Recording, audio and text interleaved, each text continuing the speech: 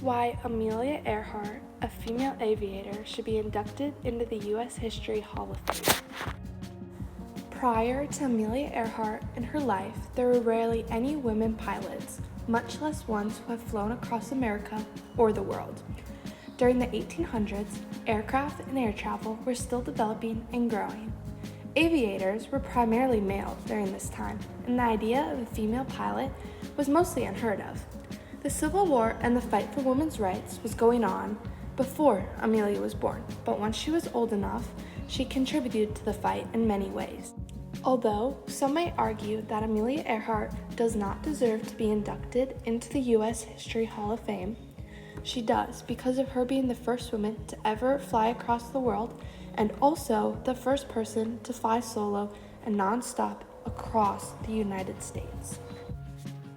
Amelia Earhart was born on July 24, 1897 in Arkansas, Kansas, to her parents Samuel Stanton Earhart and Amy Otis Earhart. During her schooling years, she lived with her grandmother, but then spent summers with her parents in Kansas City. In 1908, Amelia saw an airplane for the first time at the Iowa State Fair during a stunt flying exhibition. Her passion for flight was awakened, and she fell in love with airplanes. Her teenage years were rough. Her dad was an alcoholic, her parents divorced, and her mom moved Amelia and her sister to Chicago. Amelia attended Oxnard School, a finishing school outside of Philadelphia. She excelled in all of her classes and also became the vice president of her class. She didn't graduate. Instead, she became a nurse for wounded World War I soldiers. After World War I, Amelia joined the pre-med program at Columbia University, but decided to leave the program.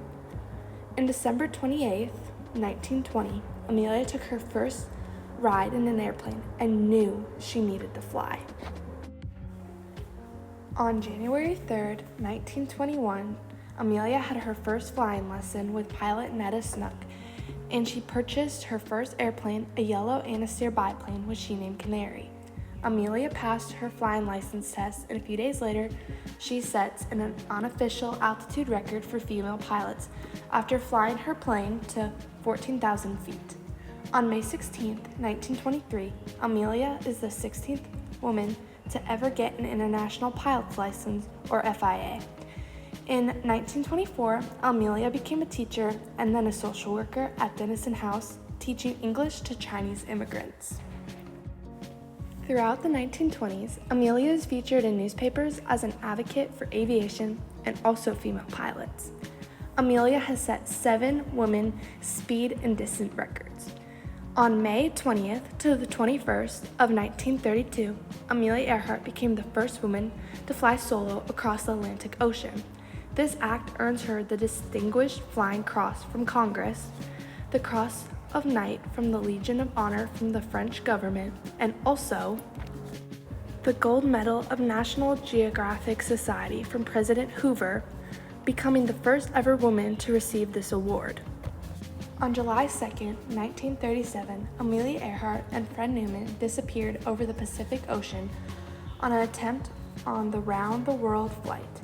There is a massive search for Amelia and Newman, but they are never found. Unfortunately, on January 5, 1939, Amelia Earhart is declared legally dead in the court of Los Angeles. Recently, in 2024, there has been some speculations that a deep-sea diver using sonar data has found what they think is Amelia's aircraft. But they are not certain, and if it was her aircraft, it is sunk deeper than the Titanic, so there is no real way of checking to see if it's her aircraft or not. Throughout Amelia Earhart's life, she has had lots of remarkable achievements, and her legacy continues to inspire generations with her spirit, courage, and determination.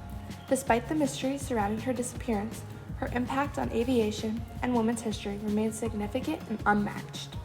Amelia stands as a symbol of bravery and determination in the face of challenges. Amelia Earhart deserves to be in the U.S. History Hall of Fame because of her fight for equality and her impact on aviation and flight. Even if the sonar data is true and they do find Amelia Earhart's aircraft, she still deserves the recognition and celebration of her accomplishments in aviation. Amelia once said, "Adventure is worthwhile. Never do things others can do and will do. If there are things others cannot do or will not do, you haven't seen a tree until you've seen its shadow from the sky. The best way to do it is to do it."